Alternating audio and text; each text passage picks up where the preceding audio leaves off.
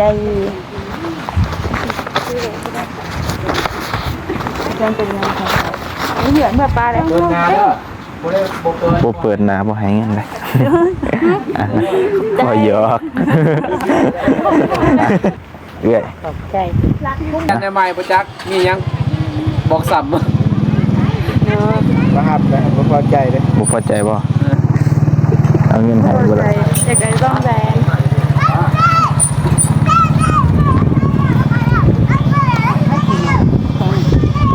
นอนเลย คิดว่าฝัน โอเค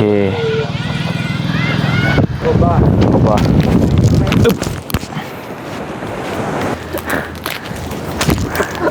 โอเค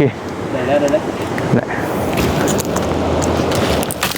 ไปเลิศเลยเนาะจะพาพ่อแม่พี่น้องไปติดตามเบิ่งตามชมเลยเนาะให้กำลังใจซองนี้ก็เป็นซองที่ทั้งน้องเมฆและชิทายมีแต่น้องเมฆถ่ายลงซองนี่เนาะกราบทักทายสบายดีเด้อพ่อแม่พี่น้องเนาะเบิดทุกคนเอาพี่น้องเนาะนี่ก็เป็นซองใหม่อีกซองหนึ่งเด้อพี่น้องเนาะก็ทางบ่เตียงเพิ่นซื้อใหม่เนาะเป็นซองที่ว่าสร้างรายได้แล้วเนาะแต่ว่าซองตัวเฮาสร้างใหม่ตัวนั้นน่ะก็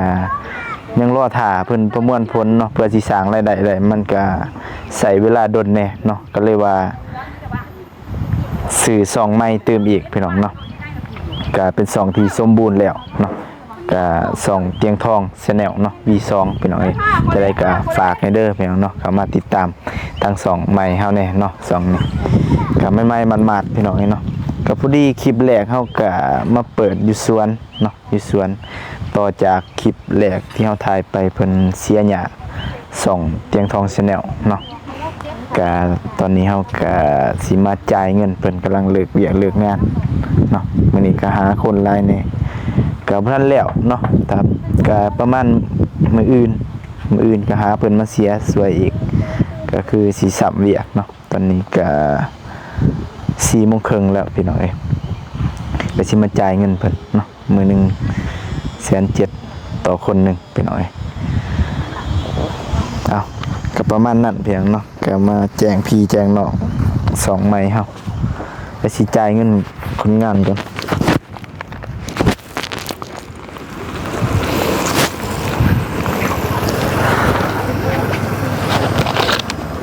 เบิดหลายเติบเด้งวดนึงกันเนาะใบหน่อยแน่มันก็เลยมัดใหญ่นี่พี่น้องมาบาทนี่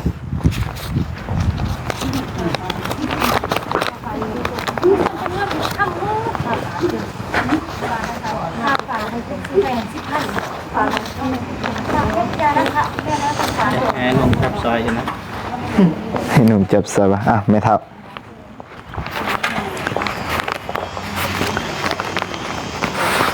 มาให้ลงมา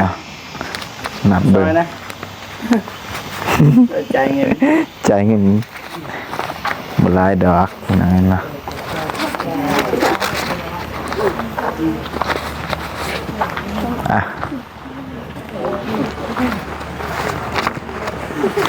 หับสับจับใบหน่อยเพิ่งจับใบไหนดีเลยยันลงได้อยู่ซองใหม่เลยโอเคซองใหม่วะเลยใหม่มันมาปักแดงนั่นแหละสี่ทางเบาอย่างเพิ่นผู้จัดการเพื่อนนี่แหละพี่น้องเนาะการผู้จัดการให้ซองใหม่ดิอยู่ได้ซองผู้จัดการดูแลให้นอนอีกบ่ถาคนเดินนั่งเองชิมอะไรเปล่าวะใจเพื่อนเป็นยังไงนี่เหยื่อเมื่อปลาแล้วบ่เปิดหน้าบ่ให้เงินเลยบ่หยอก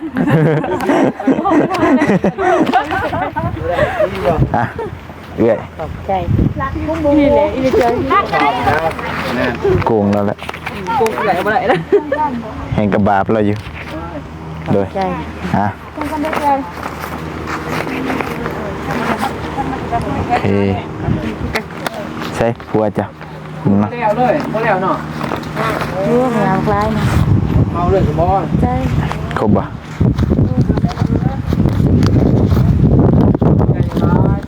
ขอบคุณหลายๆอ่ะ ใจใจแล้วก็ใจกูดิ ว้าวบ่ บ่มาว้าวหรอกโอเค เปิดไว้กันว่าใหม่ว่าเงินใจร้าย ขอบใจหลายเด้ออ่ะ มีบ้าไหมมาใจเด้อ โดย โอ้ยโอ้ยนี่ยังตัวยัง อ่ะเรื่องเศร้าหนูเนาะ ลืม เกือบแล้ว อ๋อตัวนู้นโอ้ยลองแล้วบ่ บ่ได้ไปเวียกแล้วบ่ เฮ็ดก็ได้เฮ็ดก็ได้ เฮ็ดก็ได้เงินบ่เฮ็ดก็ได้เงินบ่ บ่เปิดหน้าบ่ให้เงิน เปิดหน้าเบิ่ง เอาเลย บ่เห็นหน้าดนเลย เปิดหน้าด้นแล้วต้องเปิดหน้าก้อนเหรอ FC เพิ่นว่า อืม จะส่องบ่เจ็บมื้อนี้บ่เห็นหน้าน้องนูด้น แห่งมีข่าวดี เปลี่ยน นะ ได้ใหม่บ่จักมีหยังบอกซ้ำ เนาะ ครับบ่พอใจเด้ บ่พอใจบ่เอาเงินให้บ่ ใจ ล่ะ ใจไก่ต้องแบน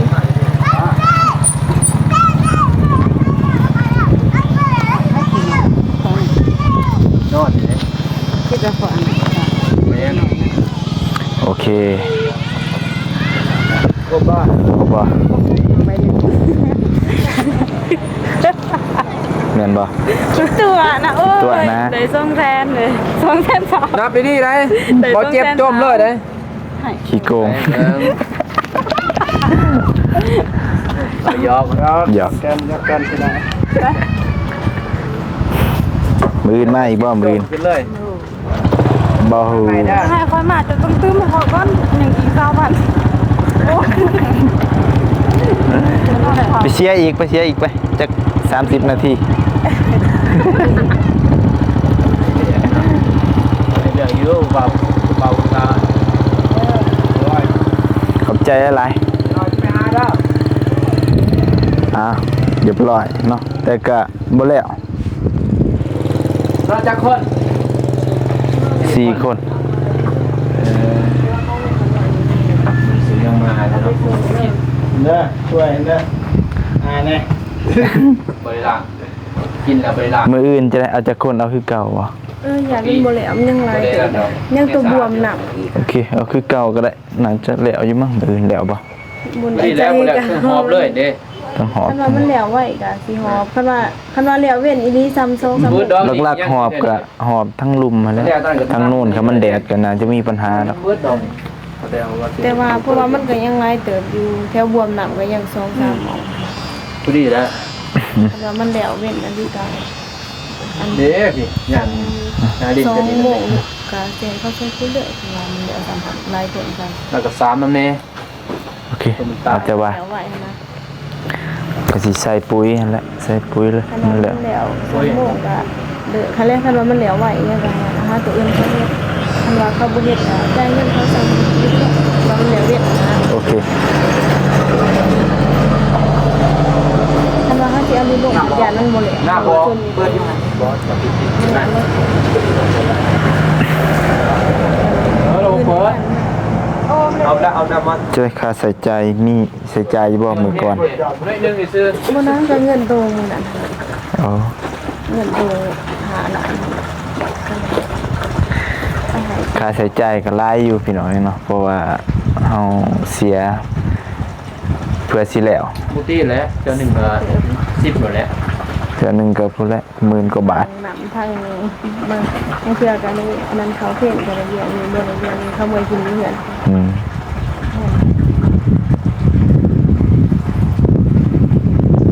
เพราะว่าหน้าฝนมันเฮาบ่เสียกันหญ้าขึ้นท่วม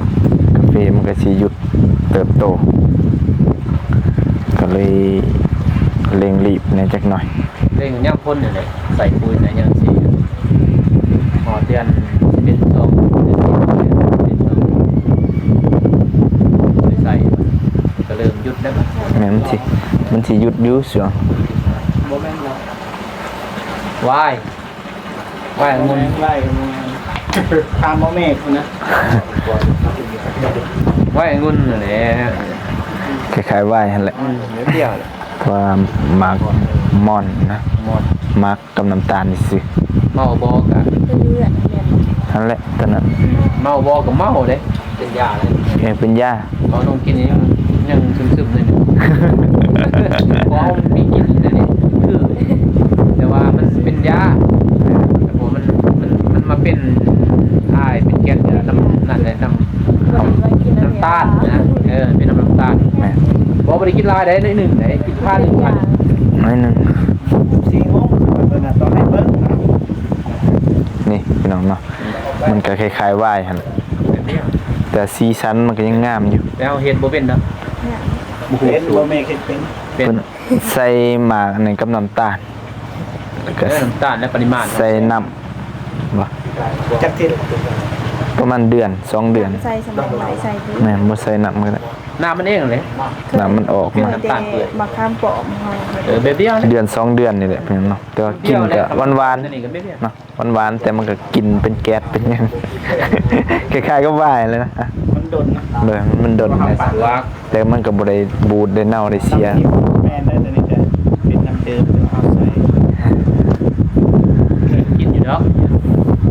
โดย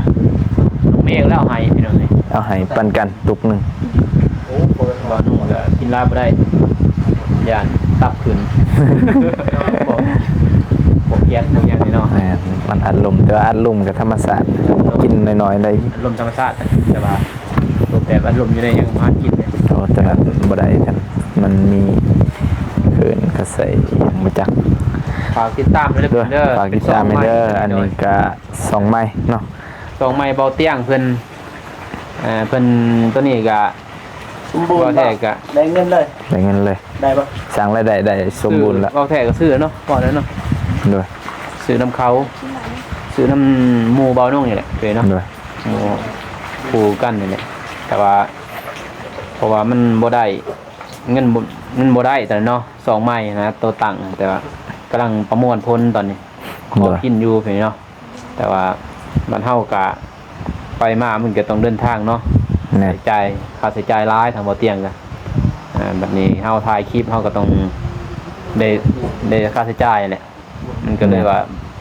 เอาซองตัวนี้พี่เนาะซองที่ทางบ่เตียงเพิ่นซื้อแหละ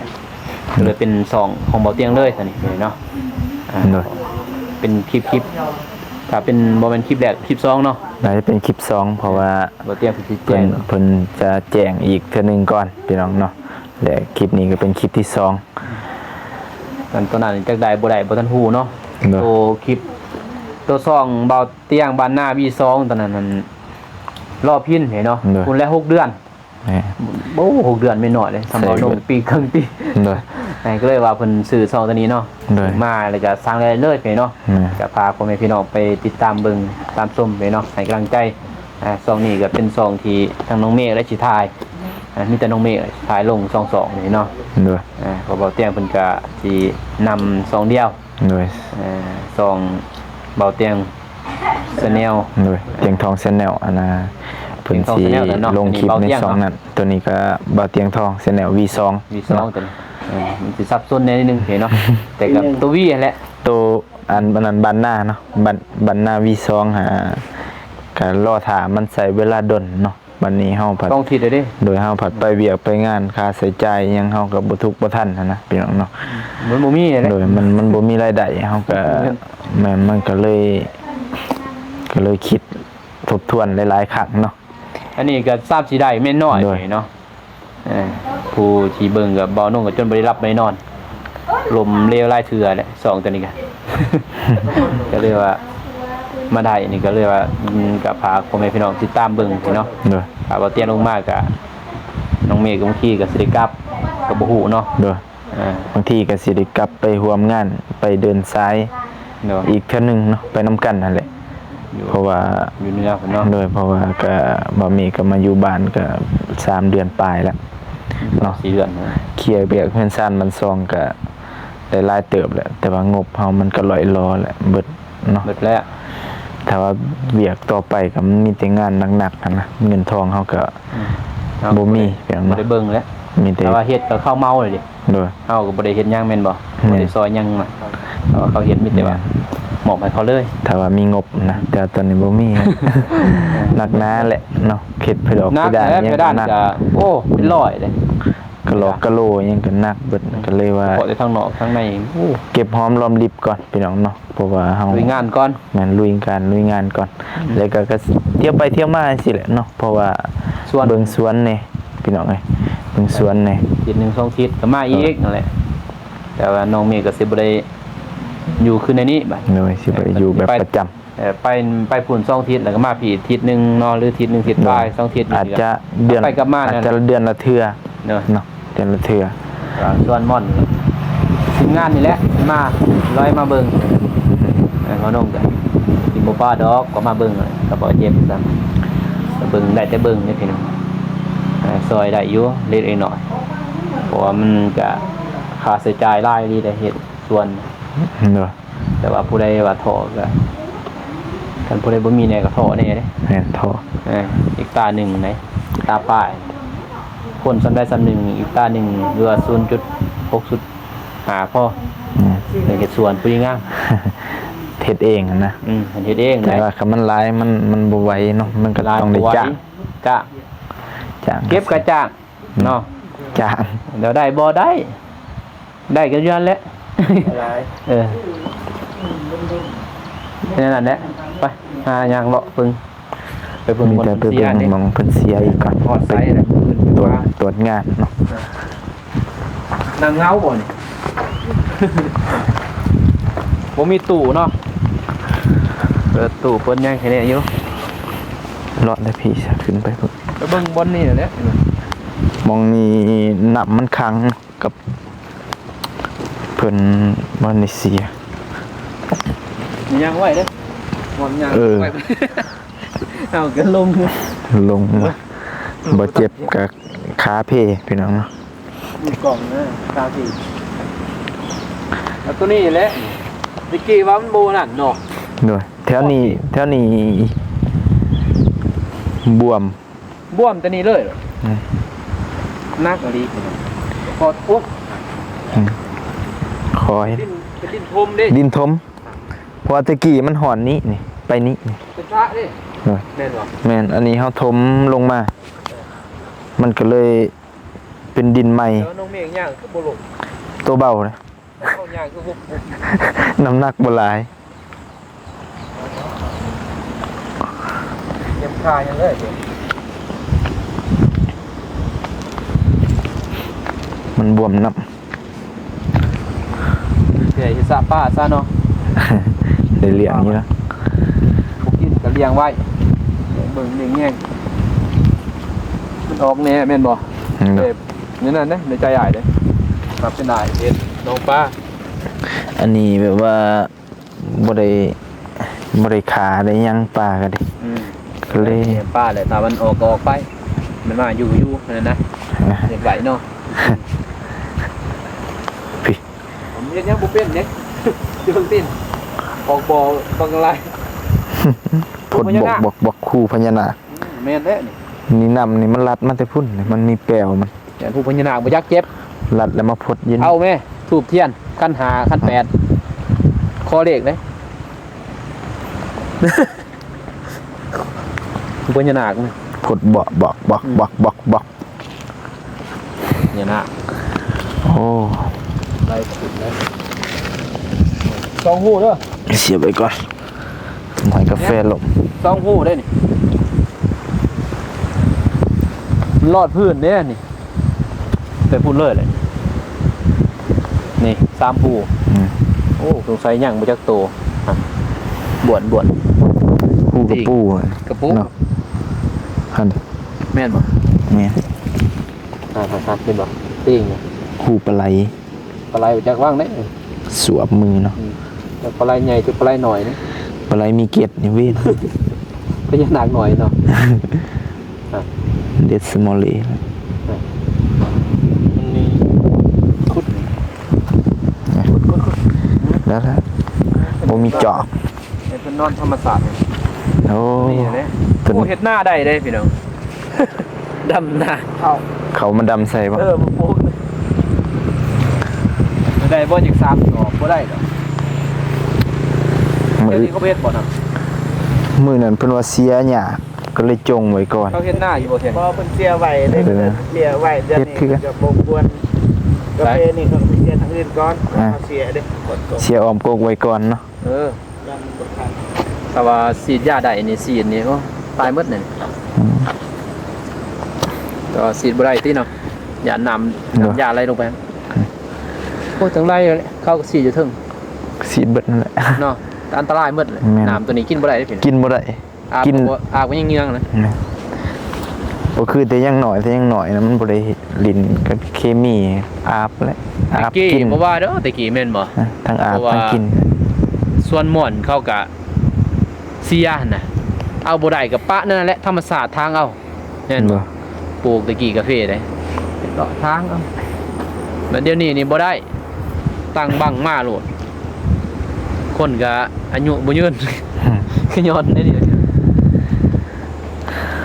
แต่บ่เฮาเฮ็ดบ่ได้แม่นบ่ เนาะ ส่วนตะกี้ย้อนนี้เขาคนทุกคนยากก็ทุกแลเสียหญ้าเบิดปีบ่ได้แม่นบ่ เนาะ อ่อนยามพกนี่โอ้เรามาเที่ยวชมทางนี้บ่เออไปทางฝุ่นก็บ่เนาะแล้วก็สัตว์มาทางนี้ มองไกลๆนี่ เออ เรียบร้อยเนาะเบื้องนี้เพิ่นฮุบ ฮะ หนามนี่น้อยเติบ หลายมันเป็นเลนบ่เด้ท่าน เสียหายหลายเติบเนาะเครื่องเลย แต่มันทนอยู่กาแฟนี่ครับบ่รีรอมันก็บ่ตายแล้ว ได้อยู่กับพี่พอมันยามแดดมันก็บกเลย ฮะ พออยู่หน้าอยู่ส่วนเมทัลอายแบบนี้กันน้ำไล่พาเลยนะ อืม ตลอดแรกจนตลอดพ้นเลย โอ้ จนฮอด10เดือน10เดือน12จังบก แต่เดือนนับแต่เดือน7ขึ้นไป ได้ จะน้ำเลย ได้เก็บคือเก่าบ่ เก็บบ่แห้งดกเลยหมาก บ่ โอ้ดกเป็นดกหมากแต่ว่ามันเจือมันเสาะตัวนี้ที่หากนี่ แม่นนะเลย แล้วได้เฮาก็เฮ็ดเป็นห้องเอาบัดนี้เดี๋ยว เนาะ เฮ็ดเป็นห้องเลย นี่ฮะ นี่คือกันกันบ่ได้มันออกบ่ให้เป็นห้องเอาห้องไล่ออกนะ อืม ห้องลงเลยมันก็บกว่ามันแนนก็ได้อยู่นี่พี่นามันแนนเนาะมันเป็นตาป่า เนาะ ก็มันแนนยังก็ลงเด้ แม่ นี่มันแนนลงแต่บ่มีแล้วบ่มันเป็นตะหนีซื้อเนาะ แม่ ระบายได้มันบ่อังอยู่มันระบายบ่ได้ เนาะ น้ำทางดันมาบรรยากาศมีแล้วอีกเนาะ อื่นคือสิแล้ว แต่ที่เทียบตัวนั้นแล้วบ่มาเทียบตัวนี้เล่มตัวนี้ แรกๆบางทีแชร์เขานี่เลยซะเนาะ ฮะบอกว่าเสียตัวนี้แล้วหมดอ่ะนะตอนแรกมาเนี่ยถ้ามันบ่ข้ามบ่บึกตัวนี้ อืม สภาพฮะ ตรงนี้ก้อนมันยาก ยันบ่แล้วนี่กระเทินนี่ตอนนั้นยังได้เสียโกกเลยเด้ บ่มันกระเทินกับปะกัน ปลาเลยบ่ มันน่าจะแล้วอยู่ ยา นะ ยในป่าให้เมียไอ้แดง เออ เสีย ตัวมันยากนี่ให้จ้างเขาเนาะ แม่เอาตัวหยากซะ เสียซอยนะ ก็อยู่คน อีก 2-3 มื้อเพิ่นไปดำหน้า ไอ้เด้ก็ไปพุ่นแล้วข่อยกระดอนแน่มือ อ๋อ มื้อนี้ดูมื้ออื่นพุ่นแล้วไปก็ไปข้าว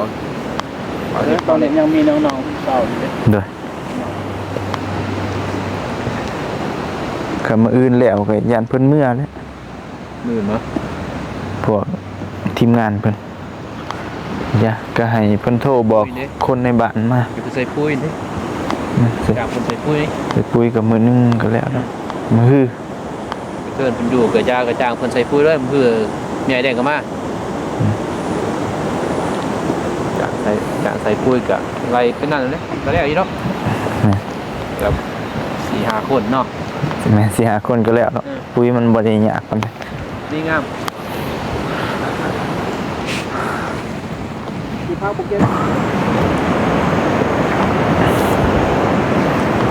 เนาะไม่ ตัดถิ่ม มันง งามเลยเป็นหัวใบกูด ำบอกคนเลย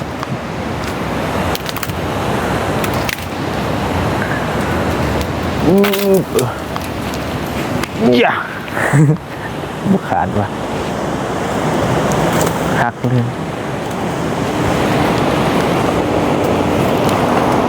หามเดินทาง ไหนบ่ว่างไหม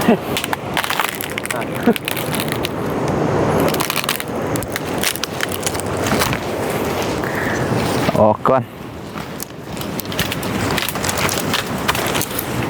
งำ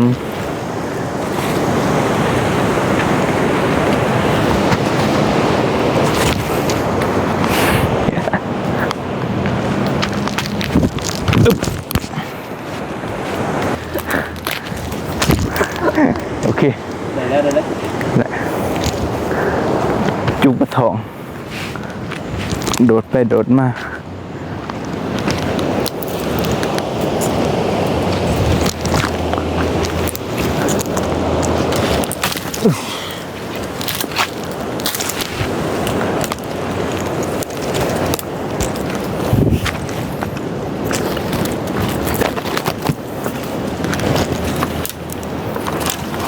ซ่อนหัวกันงัวเข่า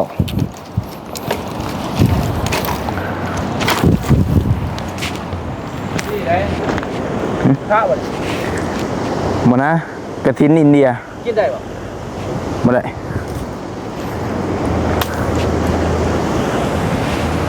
แต่ว่าก็คือนั่นเนาะคือกระทินอันนี้ นะ เรากินบ่ได้เนาะ อินเดียเอามาปลูกเป็นลมกาแฟนี่ คนกาแฟซื้อว่ะ แม่นบัดแล้วแล้วมันเฮ็ดให้กาแฟบ่งาม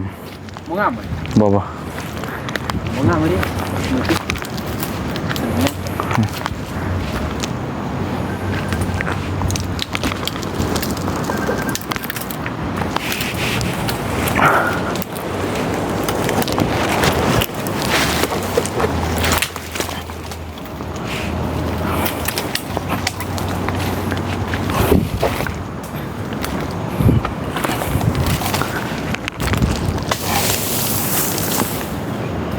เดียตัดนี่เนาะ แม่นเปลี่ยน มาตัดมาแต่อินเดีย แม่น โอ้มาไก่แท้ อันในมะกะบัดแล้วผัดกาแฟบ่งาม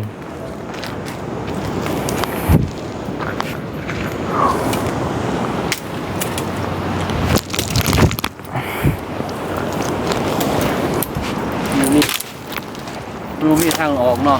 อ่ะ แบบแซงนะแซงหลอดบ่ได้งามแฮะ นะ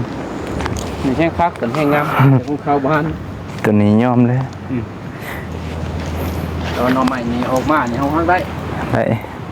สามารถเฮาเข้าเอาไปฝุ่นย่อมแล้วตอนนี้เนี่ยเขาจะเจียง อันนี้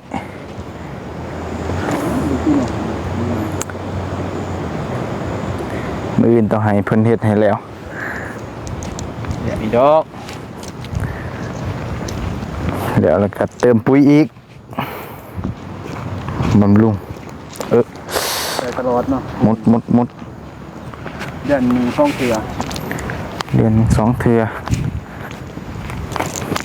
ของเฮาใส่จักหอดใส่เดือนละเทื่อจักงานจะขี้หลาย แต่ฝุ่นแหละ เห็นบ่ ไปเบิ่งแต่ฝุ่นแล้วเลย บ่ได้นั่นพุยโตบ่เตียงมางามเด้ ห้ามบ่ ไอ้ไฟยังงามมันคืนไว้ คักเด้งามหมดละเสียหญ้าออกก็เห็นต้นกาแฟแล้ว ได้แล้วสำนีแหละ บางทีเพียงว่าเขา ลื่นนี่จักสิว่าแหละนี่ยังแล้วแม่นบ่เดือนนี้เพราะว่าเฮามาคู่มือเด้เฮามาเรื่อยๆมันสิตาเฮามันสิคุ้นเคยนะ โดย ตื่นปานใดเอามาเบิ่งจัก 4-5 เดือนเทื่อนึงไม่จอมโอ้ยสะอ้อนเด้ สะอ่อนเลย นี่บ่สะอ้อนปานใดดอกมานุ่งสะอ้อนแล้วได้ทำนี่โอ้โหตาป้าย พี่ แต่บ่ทอบ่เอาปนดอก โดย โอ้บ่าวฝนหลายเป็น10พุ่นบ่จ๊ะ ตายแต่ว่าทำได้ขายปีหนึ่ง2คน ปี ปีละซ้ำนี้ โอ้ขยายบ่ เราเห็นปีละซ้ำนี้ปีละซ้ำนี้ปีละซ้ำนี้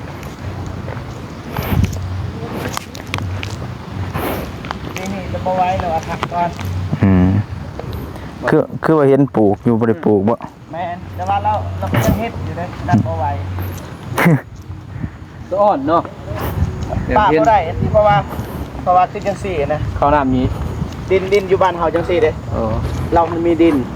คนอื่นเนี่ยมาทาง คนอื่นทางเบิดเผ็ดละเอียดเบิดแล้วก็มาปลูกกันนี้ ปลูกทุเรียน ปลูกตัวดินนี่ยังเราก็ปลูกกาแฟของเรา โอ้ เป็นกันดีเราบริจาคเลย คักแล้วนะ นี่เจ็บมะเขือเหี่ยว มะเขือสิเป็นแนวนี้เลยใหญ่มากเลยยุบตายฉีดยาบำรุง น้ำลูกมาทาง นะพี่ไอฉีด ลงใบ ติดยา นะ กินได้บ่สิอย่าง ได้เอาแห้งแข็งแห้ง บำรุงบ่ บำรุง ยันยอดพ่อ อืม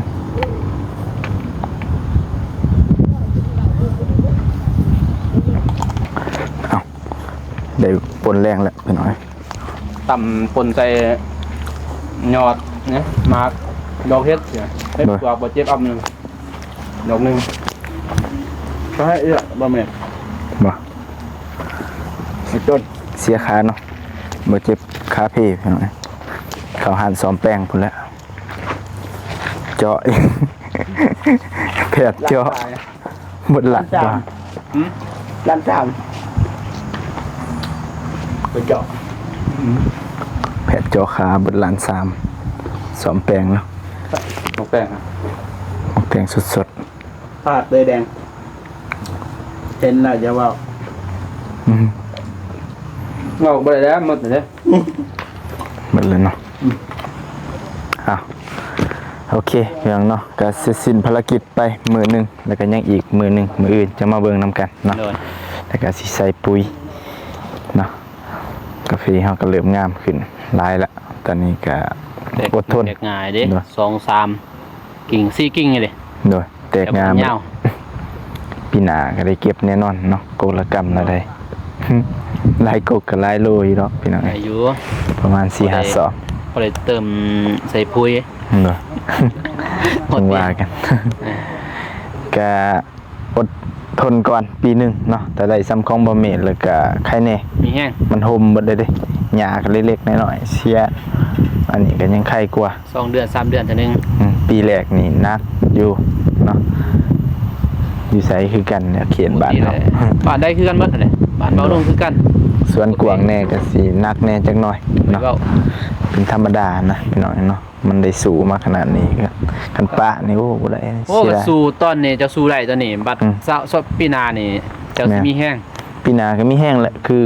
ของเฮาอยู่หนองบ่คิดว่ามันสิหลายสำนั้นนะ โอ้ บ่คิดว่าหมากสิหลายปานนั้นปีที่สองเนาะ ได้หน่อยได้หลายเฮาก็ภูมิใจนะ แม่น คือว่าเตียงเว้าแหละเราก็บ่ได้หวังว่าร่ำรวยดอก แม่ แต่ว่าใจเรามัก ๆแม่ ใจเฮามักเป็นคนเฮ็ดลายก็รวยนี่เนาะ แม่ แล้วก็ใส่ทุนหลายแต่บ่ได้พักได้พร โดย บ่ได้เฮ็ดน้อยก็พอได้ซื้อไปได้แป้งนัวได้ซื้อคือนี่ก็พอได้ซอยเรือคนทุกคนอย่างแลกมาน้องนูน้องย่างแม่นบ่สีไปเขาแน่นิดนึง พอมีรายได้ รายได้ พอได้ซื้อข้าวซื้อน้ำซื้อของกิน คนทุกคนอยากเนี่ยบางทีมากเอามาเก็บเพียงนี้เนาะพอได้บิแบ่งนั่นแหละบ่เตรียมประเทศวางแผนกันนั่นน่ะนี่เนาะ โดยอ้าวโอเคพี่น้องเนาะก็ฝาก2ไม้เฮาใหม่ๆมันมาดอีก2นึงเด้อพี่น้องเนาะก็สิคุม ขายลงนี่แหละ งานเฮาลงทั้ง2นี่เด้อบัดนี้เนาะส่วน2นั้นก็สิทายเลี้ยง2ไปก่อนพี่น้องเนาะซัมซ่า เดินตัวนึง แม่นซัมซ่าได้พินได้หยังเนาะจังว่ากันมีแต่ภาคพี่ภาคน้องซัพพอร์ตในเด้อก็ให้เพราะว่าเฮาก็เฮ็ดการเฮ็ดงานเนาะค่าใช้จ่ายก็หลายแฮงพี่น้องเนาะก็เลยมันก็ต้องมีค่าใช้จ่ายเนาะ บ่คอยอย่างไร เด้อ ขอให้เบิ่งเป็น คอยเบิ่งให้ก็พอแล้วพี่น้องเนาะ ก็บ่ได้ขอหยังหลายขอบ่เข้าใจหลายเด้อพี่น้องเนาะเอาพอกันใหม่คลิปหน้าพี่น้องเนาะสำหรับคลิปนี้สบายดีเด้อ